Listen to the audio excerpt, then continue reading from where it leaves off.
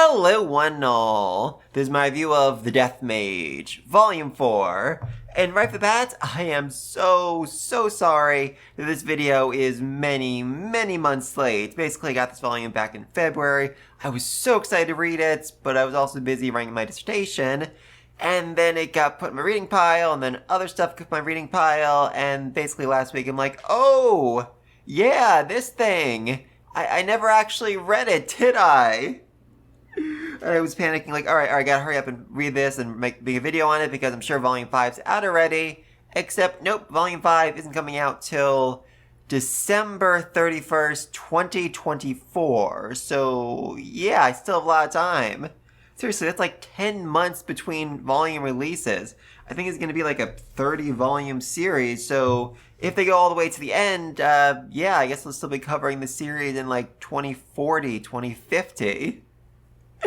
Oh, that's insane. But anyway, though, super glad I finally got a chance to read it. It was so good. I ended up reading like 80 pages per day because I just could not put it down.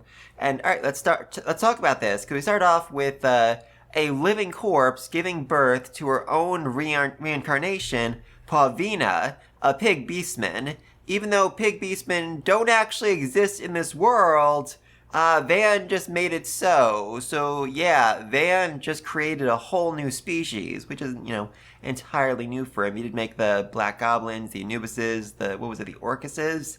But that was all kind of an accident. That was the result of him being, subjected to his death magic as he was supporting the pregnancies. This was entirely intentional. He edited Pavina's genes to make her as human as possible, so... yeah, he actually made a new species intentionally. I mean, he wasn't aiming for it to be, fully human, so he did kind of fail, but still, that is insane. Van is only 3 years old, and he's already making new species. I mean, at this rate, by the time he's an adult, I feel like he'll have made more species than the goddess herself. Now, that'd actually be funny. He probably could, well, not necessarily replace humanity, but certainly outnumber them, though. Actually, now thinking about this, he was spending this volume talking about making, new poisons and diseases, so could Van actually make a gene-splicing virus that turned humans into, a new species, like beastmen, demi-humans, somehow? Oh, that'd be funny. Seriously, Van, drop one of those disease viruses, whatever, on a church of Alda and just see everyone in there become the thing they hate most. Oh, that'd be hilarious. That would be abso-freaking-lutely hilarious. And, I mean, if he actually did that on, a large scale and replaced all of humanity with his own species, then he would actually fully separate this world from Rhodocolte's reincarnation cycle, because, quite frankly, I'm not actually sure where Pavina will go if/when she dies, because, I mean, her soul was human, but her father was a monster, and she's not really a human, so she kind of fit in, all 3 reincarnation cycles, Rhodocolte's, the Demon King's, and Vita's, so, yeah, very interesting. But yeah, like I said, I hope either she doesn't die because Van creates immortality, or her death is very far away, and because, I just want her to enjoy being a kid while she can, as despite her being reincarnated, she only has the tiniest fragments of her actual memory, and I think that's, certainly ideal. Now, Van was very adamant about not getting a 4th life where, he'd lose all his memories and become, an entirely different person, but that was before we actually got to experience, a happy life, for the first time ever. Now that he's actually had a, experience with a parent that loved him growing up, I'm not sure if he would have changed his mind about that, but I do think he's happy that Pavina is getting a chance to be a little kid and goof off, even if it is only for a rather brief time, since, by year 1 she ends up looking like 5 or 6, which means, by that logic, she'll be 18 by the time Van is 7. Which would honestly be hilarious. I mean, she's definitely treating Van like a big brother right now, but the height difference is already very noticeable, and if it continues... oh god, that'd be hilarious.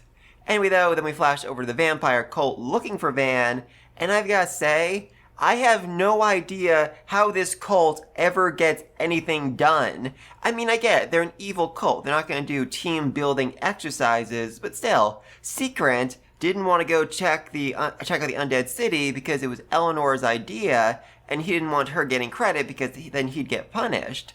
But she can't let him decide either because then he'd get the credit and then she'd get punished. This is an entire religion based on backstabbing and stealing credit and power. That is a fundamentally flawed system. I feel like every time they send out a dozen vampires to go get milk, only one's gonna come back because they all got into a fight over who would actually pay for it. I mean, Eleanor even says that the progenitors themselves won't come after Van because as soon as one of them leaves, the other two will break into their place, steal their stuff, and kick them out of power. I mean, heck, they only actually end up working together this volume because their god literally calls them up and says, hey, go murder that child for me. But even then, the three are actually planning on betraying their god by stealing whatever power/info Van has and using it against them. But the god knows this because that's like a full core tenet of their belief and is therefore not actually giving them the information they need about what Van can actually do.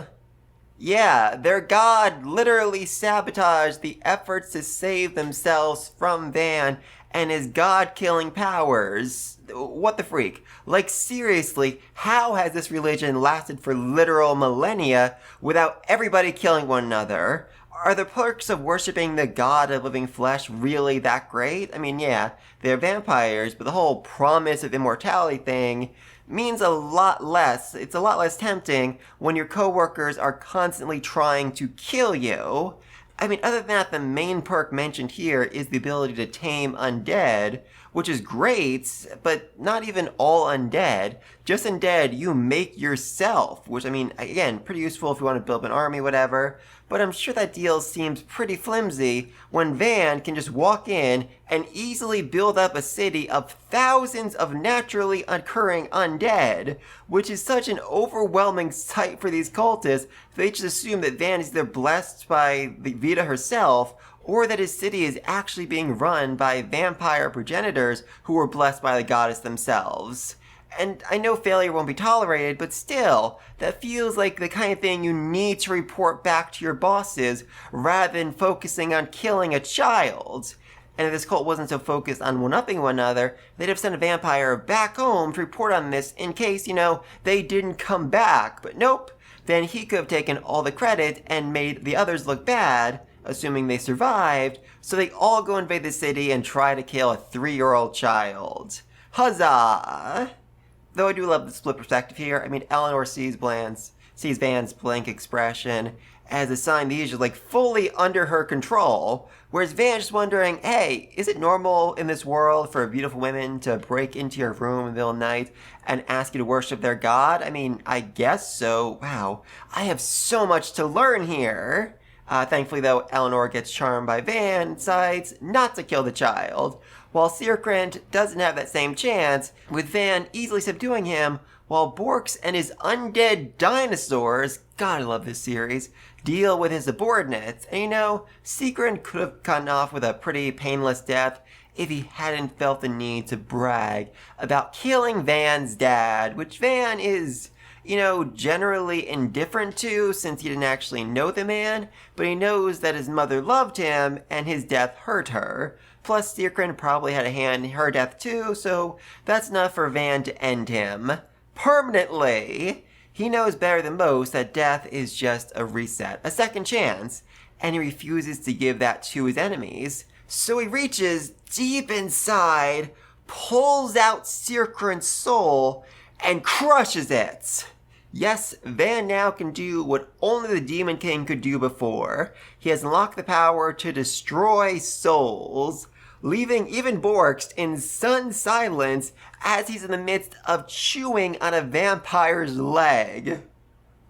Van then crushes the soul of all of Sierkrant's subordinates, which felt like a bit much for me since they were just following orders, but hey, it's Van's revenge journey. He's got to do what feels right.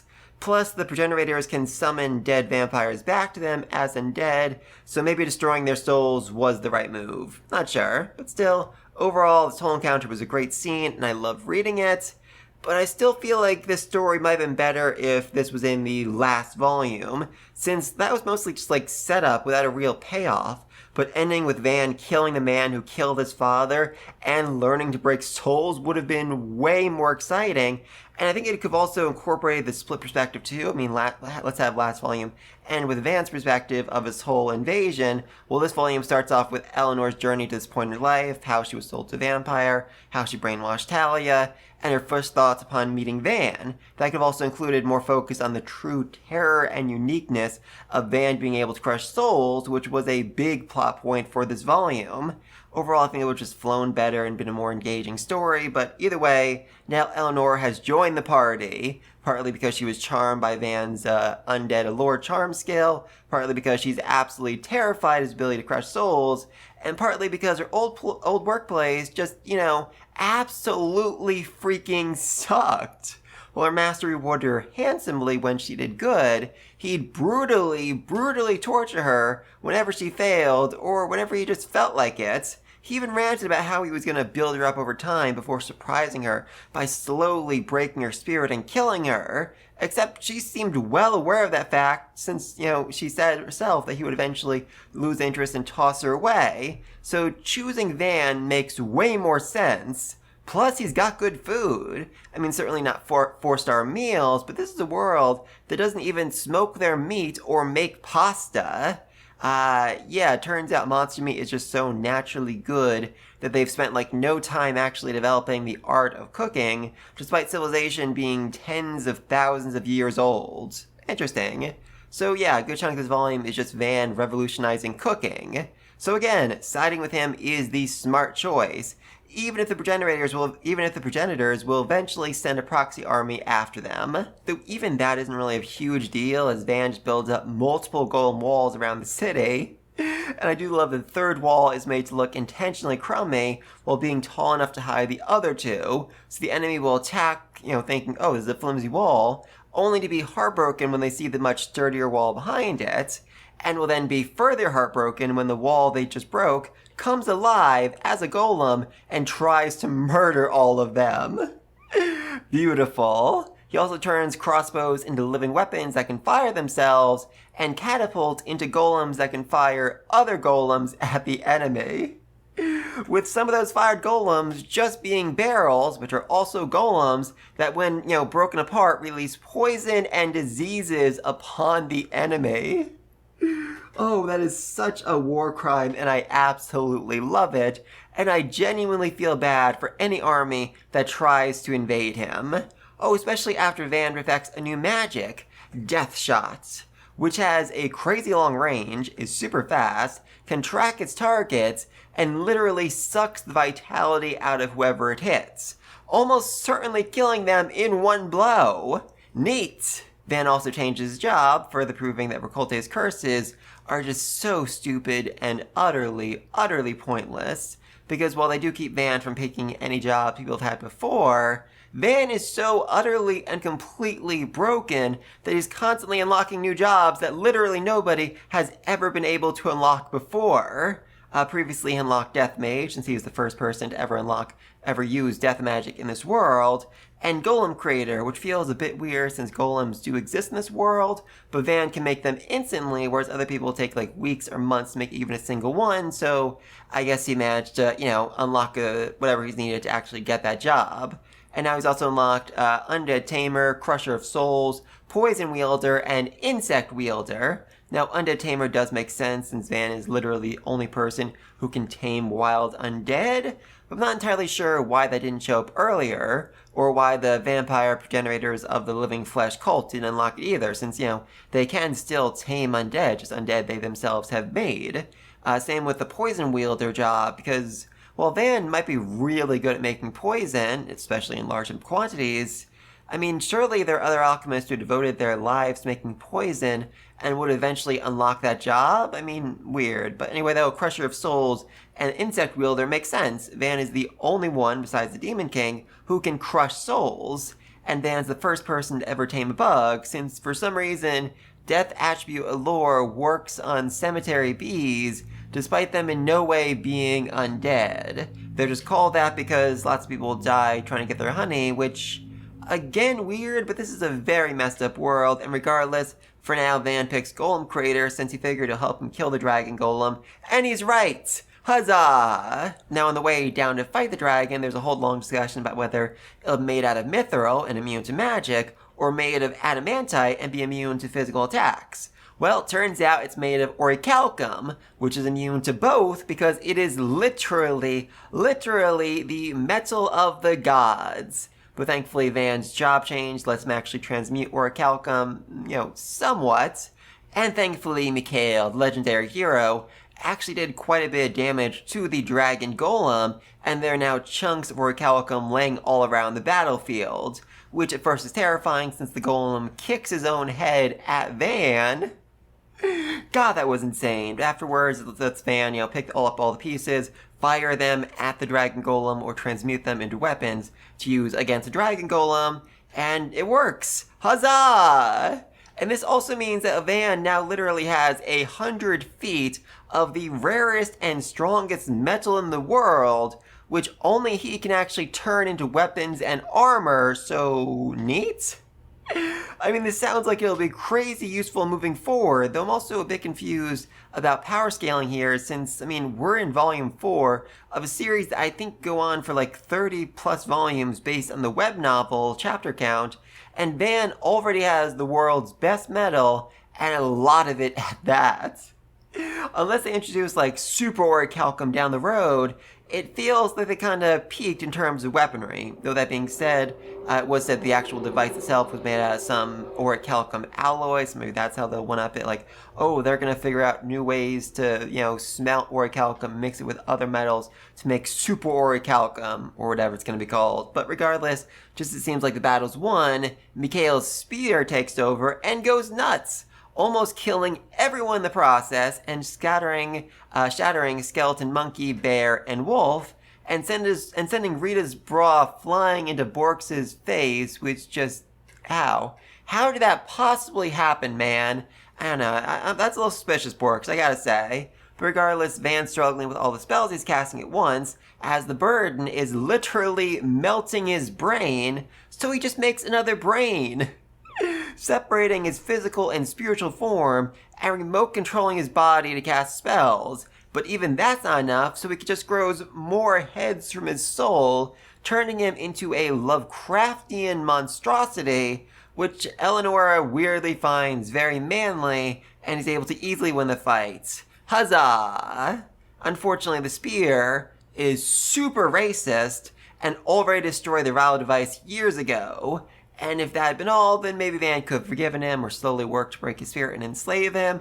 But nope, he just had to brag about how filthy and disgusting undead are, and how he is literally invincible since he is part of the Ice God's soul. Except Van is quite good at destroying souls, and even a god is no match for him. So Van kills part of a god, causing said god to scream out in agony without really knowing why, and causing every statue of him to cry tears of blood. Which I'm sure the world did not take very well, but more concerning that is the fact that Van got the skill God Smiter as a result. And while I have no idea about what exactly the skill does, I am very concerned that it is only level 1 right now, meaning that Van's probably going to kill a lot more gods before the series comes to an end. Personally, I wouldn't mind him wiping out and replacing most of the Pantheon. Oh, and speaking of gods I want to see wiped out, good old Ricolte is in the midst of monologuing about how good it is that Van got killed in his second life before he could perfect immortality, when he realizes, hey, wait a minute, it's been 5 years, and he's still alive. I guess I should go tell that unfortunate kid to off himself. What the freak, man. What the absolute freak. Except, he can't find Van in the system because his own screw-up about giving Van bad luck means he was born as a non-human and is thus outside of Ricolte's oversight. That said, he's still able to glance Van through the merchant he saved, and my first thought here is, God dang it, Van, you should have spared him, you should have killed him. Except that's not actually the case. If it wasn't for the merchant, then Ridicolte would have gone to the corpse puppeteer instead and would have gotten a much better glimpse at Van's power as the ability to basically grab a person's soul from far away, and that might have made him, actually do something instead of just waiting around being like, oh, he'll take care of himself eventually, I'm sure of it. So good job, Van. Your kindness might have actually saved you. Huzzah! And continuing on, we then see the god Alda, the god of life and law, who is in the midst of planning how to spread order by committing mass genocide against Vita's descendants. So, yeah, great god. It's also not a great sign that the top two candidates on his list for humans who will turn into gods after dying are Goldon and Heinz, the two people Van most wants to kill. Definitely seems like those two won't get along anytime soon, though it did somewhat feel like there might be some regret in Alda as he wants to shift his focus from killing Vita's descendants to actually killing evil gods. But he says that fully changing his plan would be an insult to those who died following his genocide plan, so I don't know. I still really don't like this guy, and I was certainly smiling when he found out there's somebody out there who can destroy souls, and that he is no longer safe. Oh, that felt good. Oh, and speaking of retribution, this volume's bonus chapter revealed that Van already got his revenge against his classmates for killing him, since everything fell apart after they did. Not because of some deep sense of guilt or anything, they still have no idea who he was, but their rather poorly worded orders were to bring back a sample, and not Van end up completely destroying Van's body and left nothing behind, meaning he completely removed the possibility for the world to make any more death magic technology and made attaining immortality impossible. And unsurprisingly, people aren't happy about that, so he's now forced to send the Bravers out on constant jobs to win back public support. Everything from search and rescue to charity to being forced to torture prisoners for information. Yeah, that's disturbing. Anyway though, because of this, they're mostly miserable and mostly blame not Van, who feels guilty and as a result is also miserable. It also doesn't help that the other test subjects they rescued were immediately sent back to facilities where they just experimented on them again. So yeah, overall things have just sucked for them since they killed Van, and while I can't blame them for not knowing, this still makes me smile. Meanwhile, Van works in a rival machine and decides it can be fixed, but not anytime soon, since he can't manipulate whatever weird alloys these parts are made from. And his mother is considering just giving up and becoming a living armor to better ground herself to this world.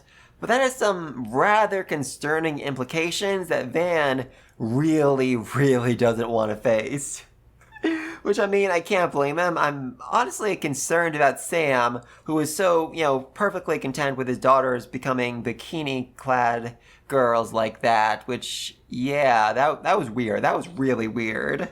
Also gotta love that Van makes it very clear that he's eating, sleeping, and bathing properly while working on the device. I mean, it's such a trope in these kind of series for the MC to be so obsessed they work themselves to the point of death, and given Van's skills, he could genuinely let himself work for that entire month without resting, but now he's got a lot of moms, and they've convinced him to live a happy, healthy life. Good for him, and good for them. Also, a lot of people rank up this volume, especially after the dragon golem fight. The severed hand Van was carrying around became an undead that he named Leftia, and after the fight, she ranked up so now she can run on 2 fingers instead of crawling on all 5. And I genuinely want her involved in every major fight moving forward so she can keep ranking up until she's just like a floating hand who can obliterate an entire army on her own.